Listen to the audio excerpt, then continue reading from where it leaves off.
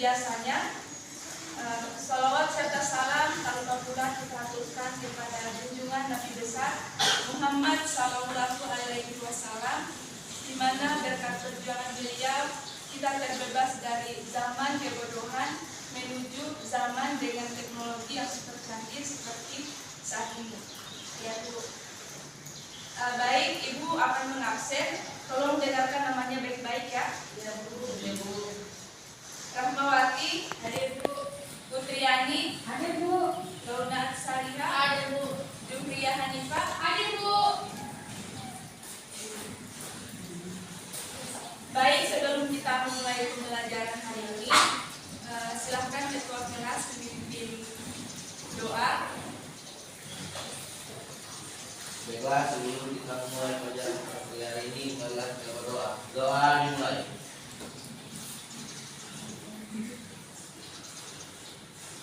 Doa selesai.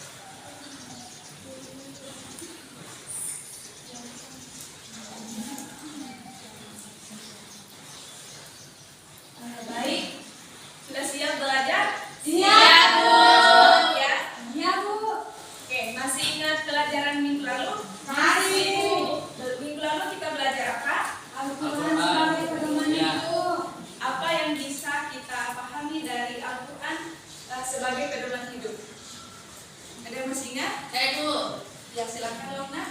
Al-Quran merupakan sumber utama dan yang paling utama dan yang paling pertama ketika kita merujuk. Ya, benar ya. Alhamdulillah masih ingat. Oke, untuk hari ini kita akan belajar mengenai meningkatkan kesejahteraan umat melalui wakaf. Sebelumnya Ibu akan membacakan tujuan pembelajaran.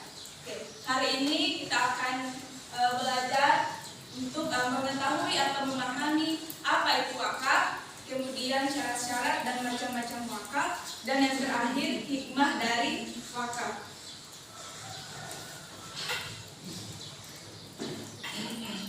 Apa itu wakaf? Menurut bahasa, wakaf adalah menahan, mencegah, dan menghentikan. Sedangkan menurut istilah, wakaf adalah menyerahkan harta atau benda yang sifatnya tahan atau lama, yang manfaatnya dapat digunakan di jalan Allah Subhanahu wa Ta'ala.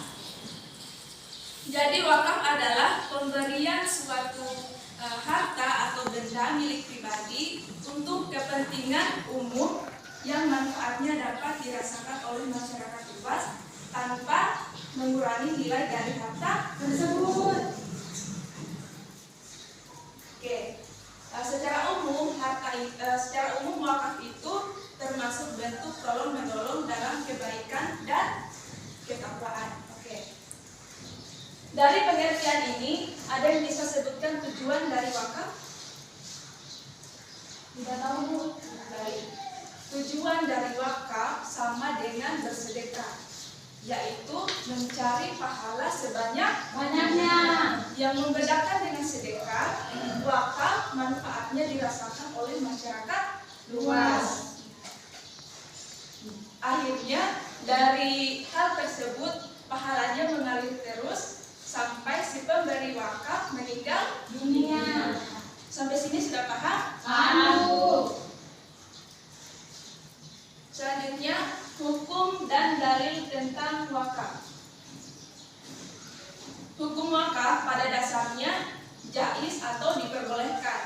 Akan tetapi karena nilai dari wakaf ini sangat penting, maka hukum wakaf sangat dianjurkan atau sunnah. Sesuai dengan firman Allah Subhanahu wa Ta'ala dalam Quran surah Al-Imran ayat 92. Baik, saudara Adit Eka, silakan bacakan Quran surah Al-Imran ayat 92. Suaranya dikasih besar ya. Lan tanalul birra hatta tunfiqu mimma tuhibbun wa ma tunfiqu min syai'in min syai'in fa innallaha bihi ilm. Masya Allah. Ilmu. Baik. Untuk artinya silakan Adik Rahmawati, silakan bacakan. Yang artinya kamu tidak akan berbuat kebaikan sebelum kamu melupakan sebagian harta yang kamu cintai, dan apapun yang kamu lupakan tentang hal itu, sungguh Allah Maha mengetahui. Quran surah Al-Imran ayat 92. Jadi, adapun hal yang bisa kita petik dari ayat ini adalah bahwasanya sebanyak apapun harta yang kita miliki, secita-citanya kita kepada harta, tidak akan kita mendapatkan kebajikan kalau kita tidak menginfakkan harta tersebut. Tentunya dengan cara yang baik dan tujuan yang benar.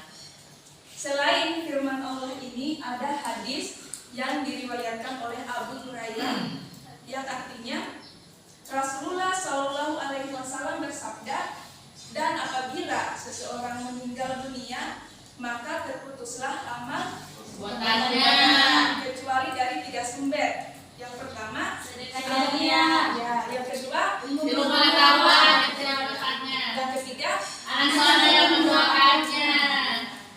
ada adik-adik sangat pintar ya. Ya, Kasih Bu.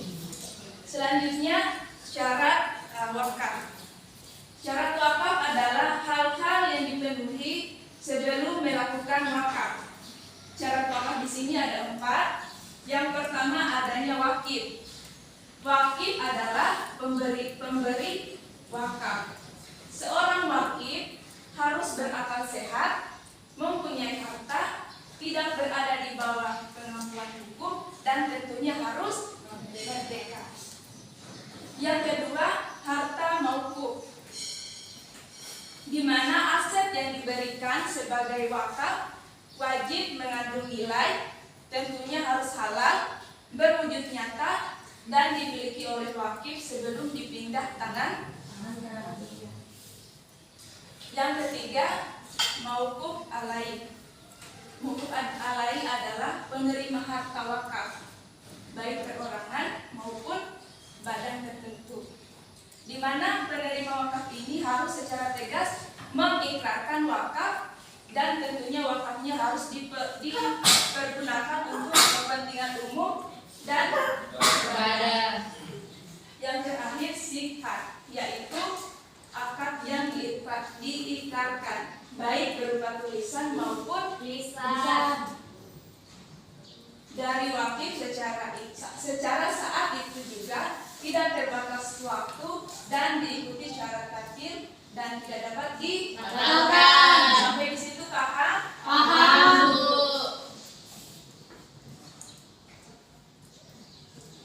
Selanjutnya macam-macam Wakaf. ditinjau dari segi tujuan kepada siapa wakaf diberikan, maka wakaf ada 2 macam, yaitu wakaf ahli dan wakaf ghairi.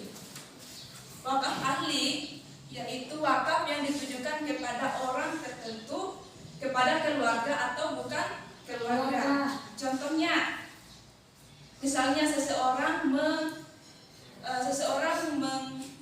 mewakafkan sebidang tanah untuk diambil manfaatnya. Sedangkan yang kedua, wakaf ghairi, yaitu wakaf yang secara tegas diperuntukkan demi kepentingan agama. Jadi kalau yang pertama itu bukan untuk kepentingan agama, yang kedua untuk kepentingan agama. Contohnya misalnya untuk pembangunan masjid, pembangunan yayasan, madrasah, dan sebagainya. Oke, sebelum kita lanjut, ada yang bisa menyebutkan contoh lain dari yang Ibu sebutkan tadi, contoh dari wakaf ahli dan wakaf ghairi? Ada yang bisa memberikan contoh lain?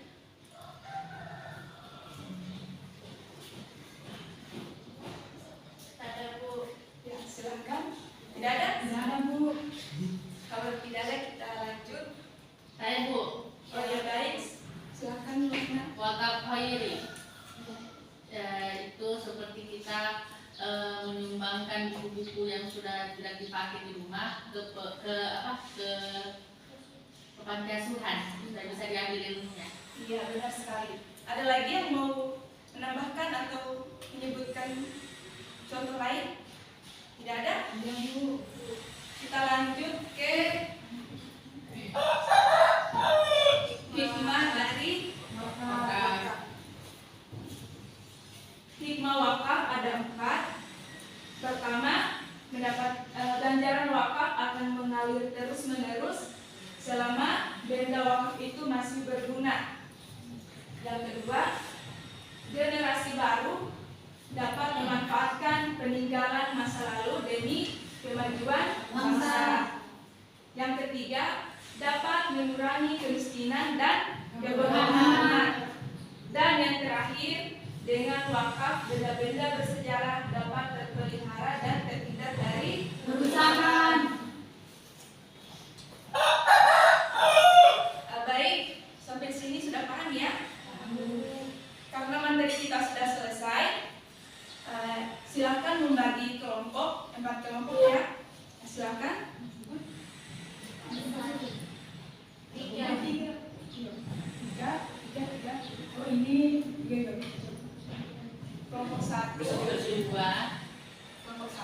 kelompok 2, kelompok 3, kelompok 4. Sebelumnya Ibu akan membacakan peraturannya. Jadi Ibu akan memberikan soalnya ada 4 pertanyaan. Masing-masing kelompok menjawab 1 pertanyaan. Tetapi pertanyaannya Ibu masih rendah, tidak menyusul. Misalnya kelompok 1 mendapatkan pertanyaan nomor 2, kelompok 2 mendapatkan pertanyaan nomor 4. Kemudian pertanyaannya akan dijawab oleh perwakilan kelompok di tempatnya. Sudah paham? Paham.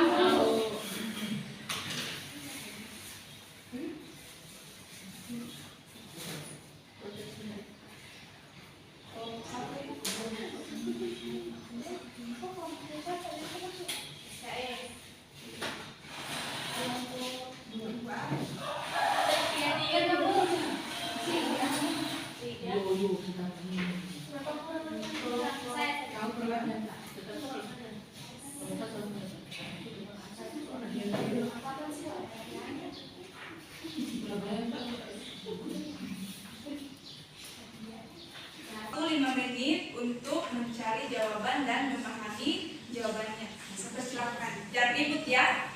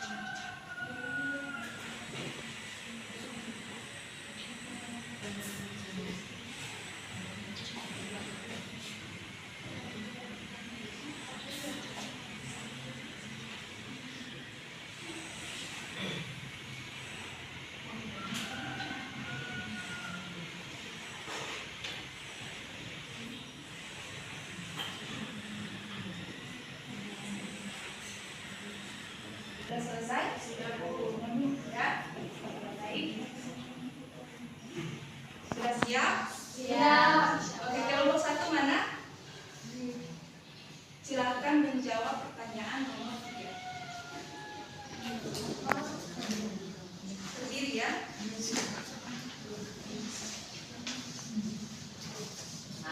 Berdiri, cepat.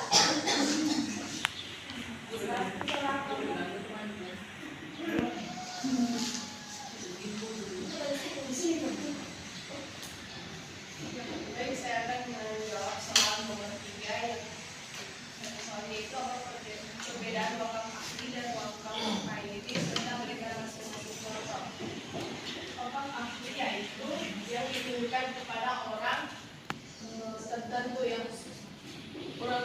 seseorang atau lebih baik kepada keluarga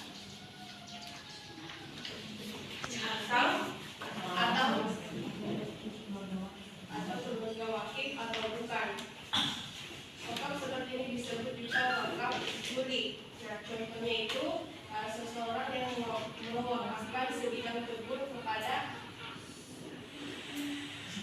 si fulan untuk diambil manfaatnya. Selanjutnya, yang kedua yaitu wakaf kaidi, yaitu wakaf yang secara tegas diperuntukkan demi kepentingan agama.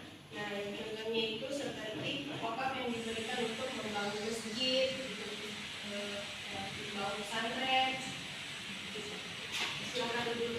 Dari aplaus kepada teman-teman. Jadi ada dua macam wakaf ya, wakaf ahli dan wakaf ahli. Baik, kelompok dua mana? Sudah Bu. Silahkan jawab pertanyaan nomor 1.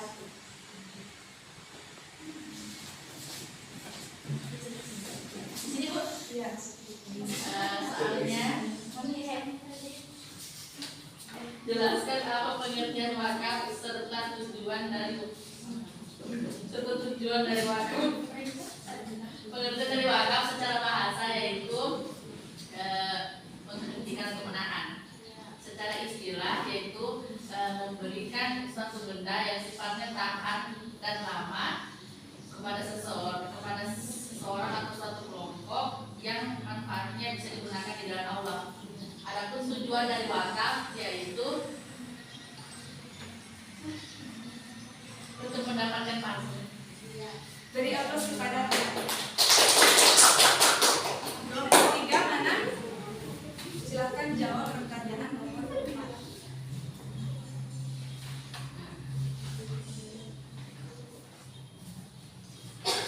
Baik, saya akan menjawab dari kelompok 4. Pertanyaan kelompok 4. Dari kelompok 4, apa saja hikmah dari wakaf? Hikmah dari wakaf yaitu ganjaran wakaf akan mengalir terus menerus selama benda wakaf itu masih berguna. Yang kedua, generasi baru dapat memanfaatkan peninggalan masa lalu demi kemajuan bangsa. Yang ketiga, dapat mengurangi kemiskinan dan kebodohan umat. Yang keempat, dengan wakaf beda-beda bersejarah dapat terpelihara dan terhindar dan kerusakan. Jadi wakaf itu ada 4 ya, salah satunya mengurangi kemiskinan dan kebodohan Umat. Kelompok 4 silakan menjawab pertanyaan nomor 2.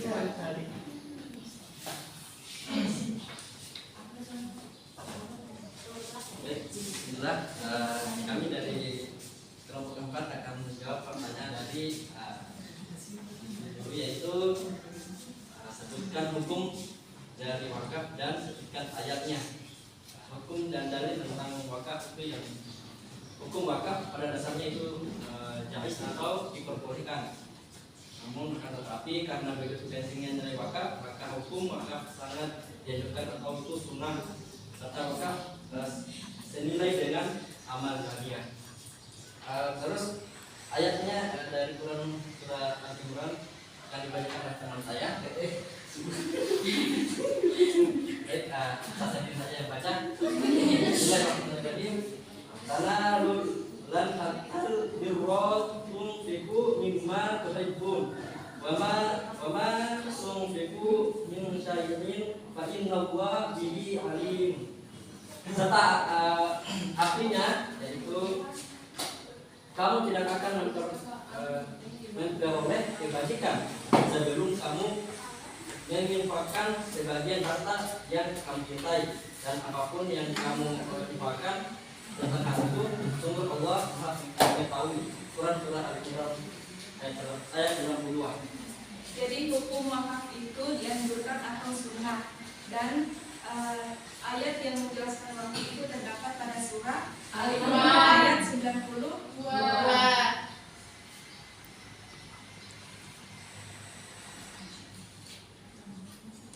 Baik, dari materi kita hari ini ada yang bisa menyimpulkan?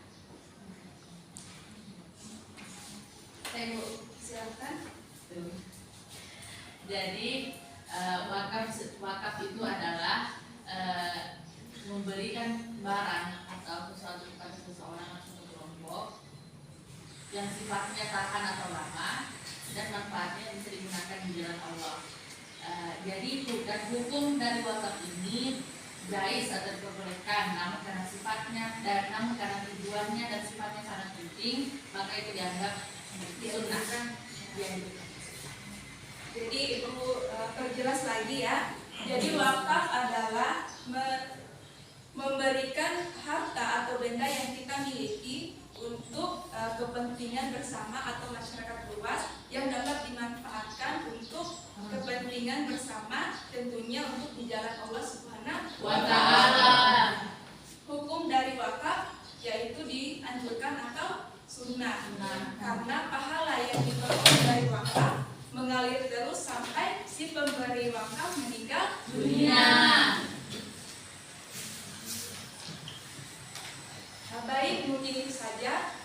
Sebelum Ibu tutup pembelajaran hari ini, Ibu akan memberikan tugas di rumah, silakan dicatat.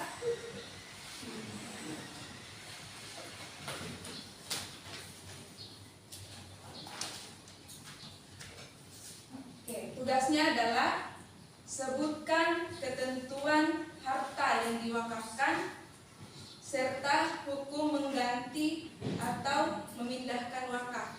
Sudah jelas? Jelas, Bu.